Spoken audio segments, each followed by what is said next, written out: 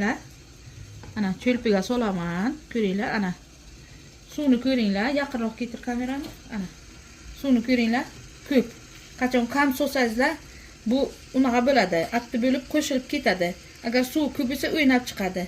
Keyin bitta solgancha ketma-ketlikda solasiz solganingiz, birinchi solganingiz pishadi, keyin solganingiz to'pishaman degancha birinchi solganingiz уже unaqa bo'ladi. O'zini tashlaydi xamir. Qanaqa qo'rilgan bo'lsa, ana bunaqa o'ynab chiqadi, qaranglar.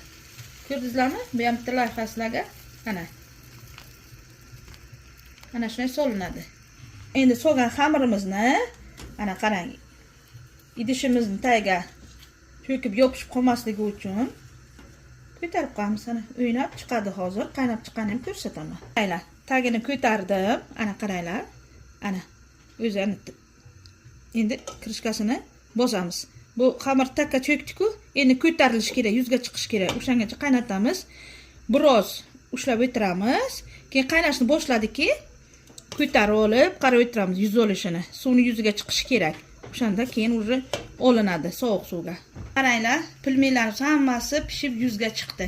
Endi tagini o'chirib olamiz. Suvini oqirib tabog'imizga olamiz. Ana. Sovuq suvga kimdir oladi, kimdir olmaydi. Aslida sovuq suvga olish kerak emas ekan. Sinab ko'rdim men. Bu ham bitta lavha sizlarga. Kimdir masla bilan yeydi.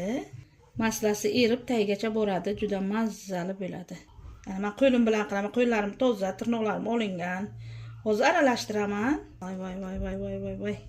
Agar suvga olsangizlar pilmenni, suvni o'ziga tortib oladi. Shishadi, yaxshi bo'lmaydi. Kimdir smetana bilan yaxshi ko'radi. Tani ham solamiz. 25%ligidan. Ko'p yog'ligi kerak emas. Böyle.